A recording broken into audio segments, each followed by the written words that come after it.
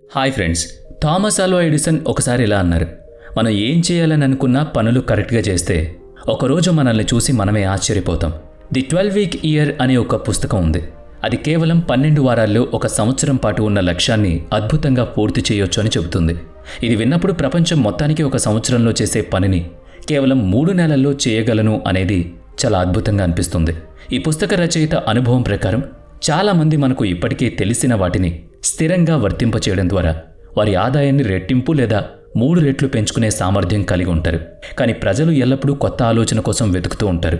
వాళ్ళు ఏదైతే కొత్త ఆలోచన పొందాలని కోరుకుంటారో అప్పుడు అకస్మాత్తుగా ఏదో ఒక అద్భుతం జరుగుతుంది. జీవితం మారుతుంది. మొదట మీరు ఒక సంవత్సరానికి ఒక ప్రణాళిక వేసుకుంటే దాన్ని పడేయండి. ఎందుకంటే 12 వారాలు సరిపోతాయి. దానికి సంవత్సరం అవసరం లేదు కదా. సంవత్సరంలోని అన్ని పనులను పూర్తి చేయడానికి 3 నెలలు మాత్రమే సరిపోతాయి. మీరు మీ లక్ష్యాన్ని త్వరగా సాధించాలనుకుంటే మీరు ఈ పని చేయాల్సి ఉంటుంది.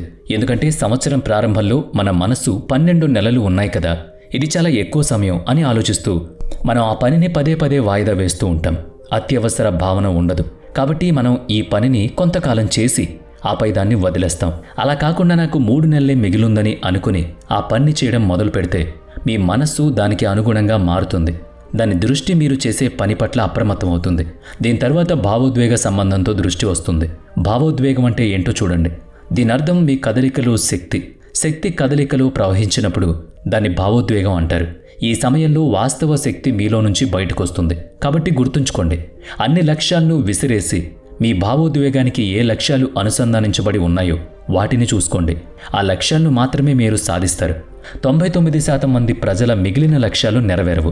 నేను నా వ్యాపారాన్ని పెంచుకోవాలి, నేను పనిలో ఎదగాలి అని మీ దృష్టి ఉండకూడదు. అది ఒక దృష్టి కూడా కాదు. నా జీవితం వివిధ రంగాల్లో ఎలా ఉండాలో అన్నదానిపై మీ దృష్టి ఉండాలి. మీరు దాన్ని ముందు ఎంచుకోవాలి, ఊహించుకోవాలి. సంపద వారీగా, ఆరోగ్య వారీగా, ఆధ్యాత్మికంగా, కుటుంబం వారీగా, సంబంధం, ఆదాయం, జీవనశైలి, సమాజం, ఈ అన్ని రంగాల్లో మీ జీవితం ఎలా ఉండాలి అనేది ముందుగానే ఆలోచించుకోవాలి. మీ దృష్టి వీటిపైనే ఉండాలి. అక్కడ ఒక భావోద్వేగం ఉంటుంది. భావోద్వేగం ఉన్నప్పుడు బలం లోపల నుంచి వస్తుంది.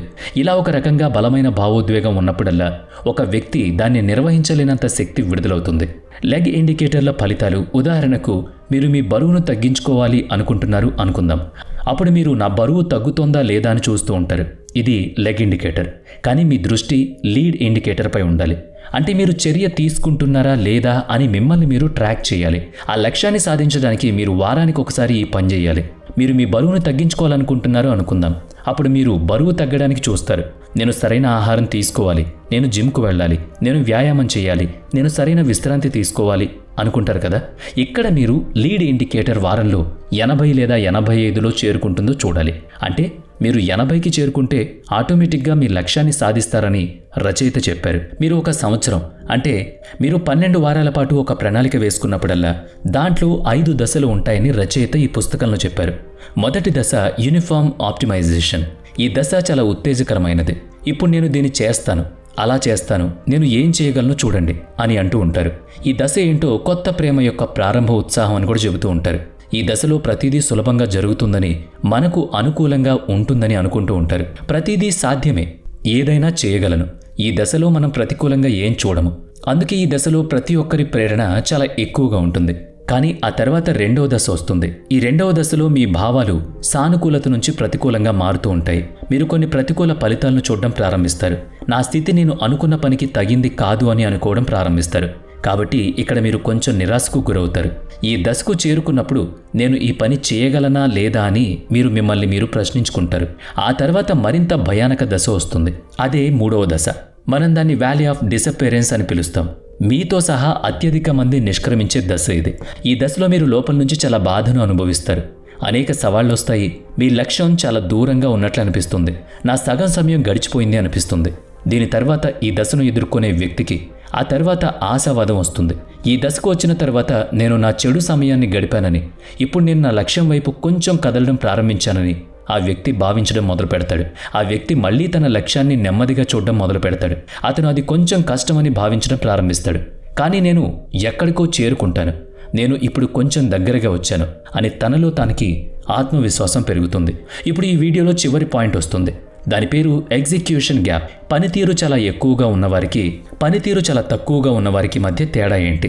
అది జ్ఞానం కాదు, వ్యూహం కాదు, లక్ష్యం కాదు, ప్రతిభ కాదు, తెలివితేటలు అస్సలే కాదు. అది కేవలం ఒక విషయం, అదే అమలు చేయడం. ఈ పుస్తకంలో 65% అమెరికన్లు అధిక బరువుతో ఉన్నారని, అంటే వాళ్ళు ఊబకాయంతో ఉన్నారని రాయబడింది. కాబట్టి బరువు తగ్గడానికి, పూర్తిగా ఫిట్గా ఉండడానికి నిజంగా ఒక రహస్యం ఉందని మీరు అనుకుంటున్నారా? నిజానికి డైట్ మరియు ఫిట్నెస్ పరిశ్రమ $60 బిలియన్ మారింది. ప్రతి సంవత్సరం దీని గురించి చాలా పుస్తకాలు ప్రచురించబడుతున్నాయి. నేను ఇంటర్నెట్లో డైట్ పుస్తకం కోసం వెతుకుతున్నప్పుడు దాదాపుగా 46,000 పుస్తకాలు నా ముందు కనిపించాయి. కానీ చాలా పుస్తకాలు, వీడియోలు ఉన్నప్పటికీ అమెరికన్లు 65 ఏళ్ల వయసులో కూడా ఎందుకు అధిక బరువులో ఉన్నారు? నిజం ఏంటంటే చాలా మందికి బరువు తగ్గడం మరియు ఫిట్గా ఉండడం, బాగా తినడం మరియు వీలైనంత ఎక్కువ వ్యాయామం చేయడం ఎలాగో తెలుసు. కానీ అసలైన శక్తి అమలు చేయడంలో ఉంది. ప్రతి వ్యక్తి జ్ఞానంలో శక్తి ఉంది, కానీ అమలు చేయడం లేట్ అవుతుంది లేదా తెలియట్లేదు. అందుకే అతను కొత్త పుస్తకాలు చదువుతూ, కొత్త వీడియోలు చూస్తూ కాలాన్ని గడిపేస్తూ లావ్ అయిపోతున్నాడు అనమాట.